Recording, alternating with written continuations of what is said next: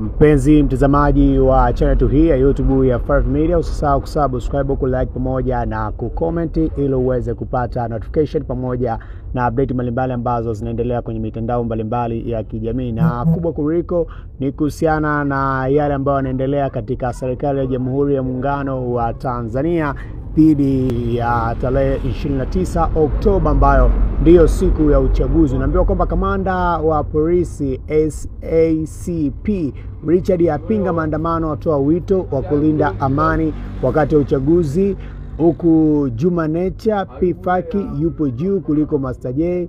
Hayo yote yakizungumzwa. Kamanda wa polisi mkoa wa Tabora, kamishna msaidizi mwandamizi wa polisi SACP Richard Ambwana ametoa wito kwa wananchi wote wa mkoa wa Tabora na Tanzania kwa ujumla kupuuza wito wa maandamano unaosambazwa kupitia mitandao ya kijamii. Kamanda Ambwao amesema maandamano hayo hayana msingi wa kisheria, yanakiuka utaratibu uliowekwa na anaweza kupelekea kuvuruga amani ya nchi, hasa wakati huu taifa linapoelekea kwenye uchaguzi mkuu tarehe 29 Oktoba.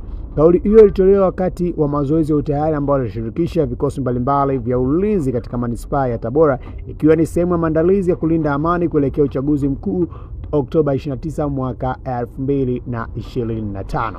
Kamanda ambao ameongeza kwa kusema, tunaendelea kuimarisha usalama wa wananchi wakati wakifahamu kuwa uchaguzi ni haki ya kila mmoja, lakini tunapaswa kuheshimu na kunufaisha kwa amani, sio kwa maandamano. Aidha, amewataka maafisa na maaskari wa jeshi la polisi mkoa humo kutekeleza majukumu yao kwa weledi, uaminifu na utii wa kisheria, kuhakikisha kila mwananchi anashiriki uchaguzi katika mazingira matulivu.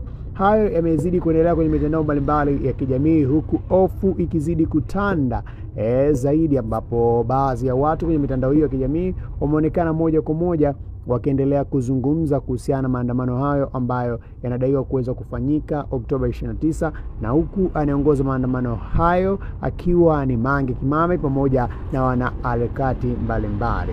Kumekuwa na panda shuka, lakini pia polisi Songwe yapewa magari mawili ya kisasa kuimarisha ulinzi na usalama. Kamanda wa polisi mkoa wa Songwe, kamishna msaidizi wa polisi Agostino Senga amekabidhiwa magari mawili mapya ya aina ya Rebel Amol TLC 300 kwa mkuu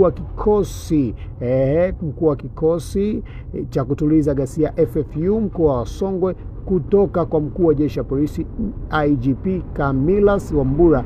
Makabidhiano hayo yamefanyika Oktoba 23 mwaka 2025 katika ofisi ya kamanda mkoa wa Songwe iliyopo Mvwawa wilayani Mbozi mkoani humo, na mara baada ya kukabidhi magari hayo SACP Senga alitoa shukrani za dhati kwa IGP Camillus Wambura na Rais wa Jamhuri ya Muungano wa Tanzania Mheshimiwa Dr. Samia Suluhu Hassan kwa kuendelea kuimarisha uwezo wa jeshi la mkoa wa Songwe kupitia upatikanaji wa vitendea kazi vya kisasa kuelekea uchaguzi wa mwaka 2025. Kwa upande wake, mkuu wa kikosi cha kutuliza ghasia mkoa wa Songwe, mratibu msaidizi wa polisi Sija Kadogoso ameahidi kutekeleza kwa vitendo maelekezo yote yaliyotolewa kuhusu matumizi ya magari hayo ili yawe chachu kuongeza ufanisi katika utekelezaji wa majukumu ya jeshi la polisi mkoa wa Songwe.